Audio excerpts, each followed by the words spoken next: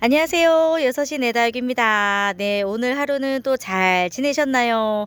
오늘은 제가 이제 다육이들 중에서 크라슐라 종류에 대한 이야기를 좀 해보려고 합니다. 굉장히 별빛처럼 네, 그 별 모양을 가지고 있는 아이들, 요거는 이제 브레비폴리아이고요. 제가 정말 좋아해서 워낙 여러분들에게 많이 보여드렸던 선스타도 있고요.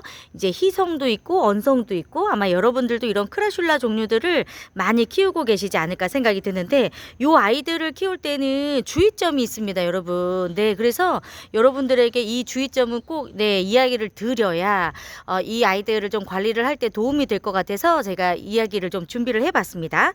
일단 이 크라슐라 종류들은요, 굉장히 목질화가 단단하게 되는 아이들이어서 물을 충분히 줘야 됩니다. 물을 너무 아끼시면 밑에 있는 잎들이 하엽지는 속도가 너무 빠르고 이렇게 목질화가 너무 단단하게 이루어지고 빨리 되면서 점점점 예쁜 모습이 없고 잎이 몇 개 안 달리게 돼요. 그러니까 이렇게 성장기에는 당연히 물을 또 많이 줘야 되겠지만 여름과 겨울에도 물을 좀 챙겨서 줘야 되는 다육이 중에 하나입니다. 그리고 요런 아이들은 사실 잎꽂이가 되지는 않아요. 가끔 제가 이렇게 이야기를 드리면 잎꽂이가 된다고 하시는 분들이 계시거든요. 혹시라도 이런 크라슐라 종류들을 잎꽂이를 하셨던 분들이 있다면, 그리고 성공했다면 댓글 남겨주세요.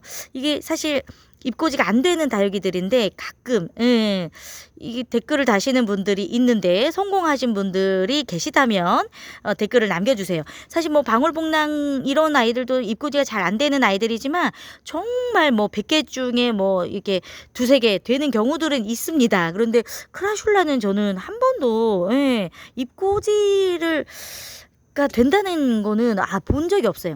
일단 넘어가고, 제가 이 크라슐라 종류들에 대해서 무슨 이야기를 할 거냐면, 여기 좀 보세요, 여러분.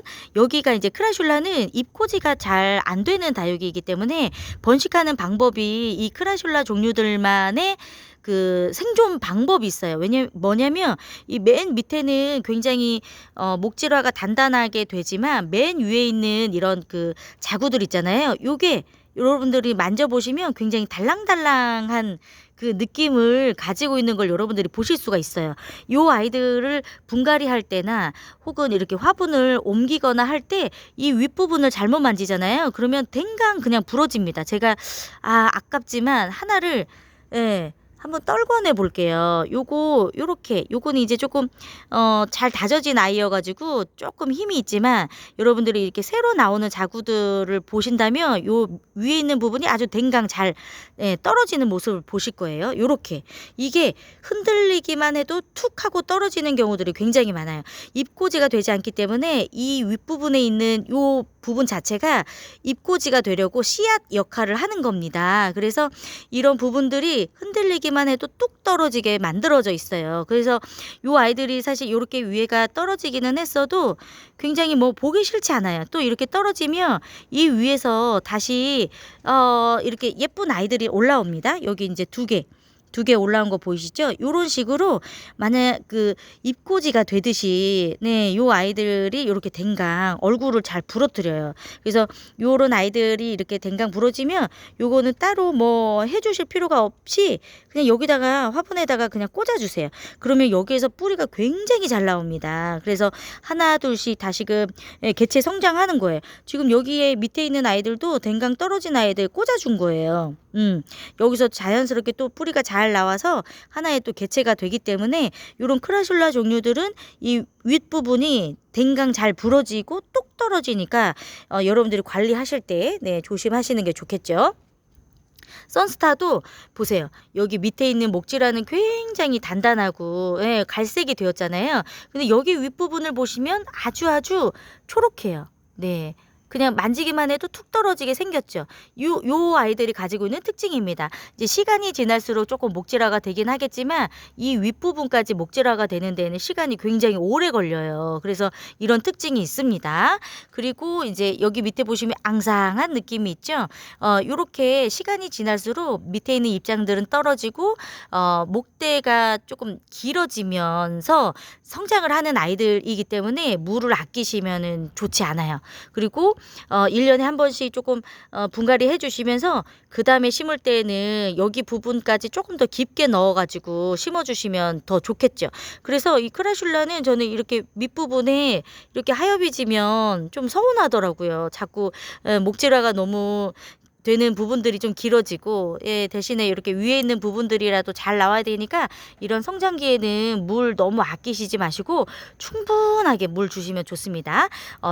조금씩 자주 주시는 게 아니라 다육이는 한 번 물을 줄 때 듬뿍 물을 주는 게 중요해요. 그래서 요즘 같은 성장기에는 열흘에 한 번 정도 그냥 저면 관수해 주시는 것도 도움이 됩니다. 왜냐면 이제 충분하게 물을 먹는 그 시간이 필요해요. 그래서 비가 내릴 때가 아주 좋지요.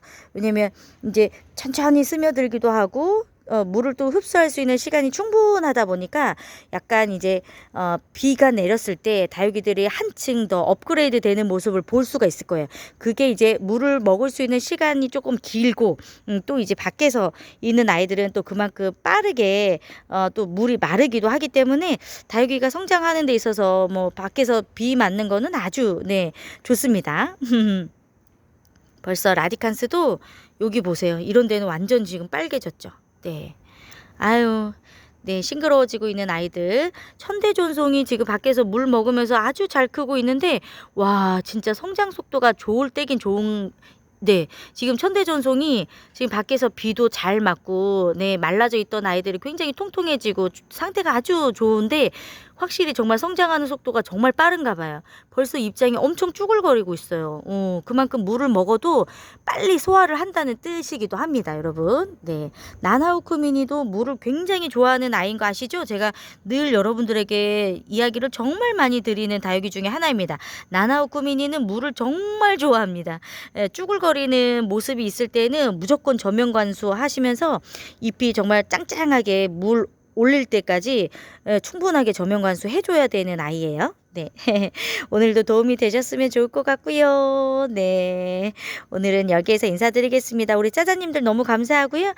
영상 보시는 분들 좋아요, 구독, 또 댓글도 많이 많이 남겨주세요. 오늘은 여기에서 인사드리겠습니다. 고맙습니다.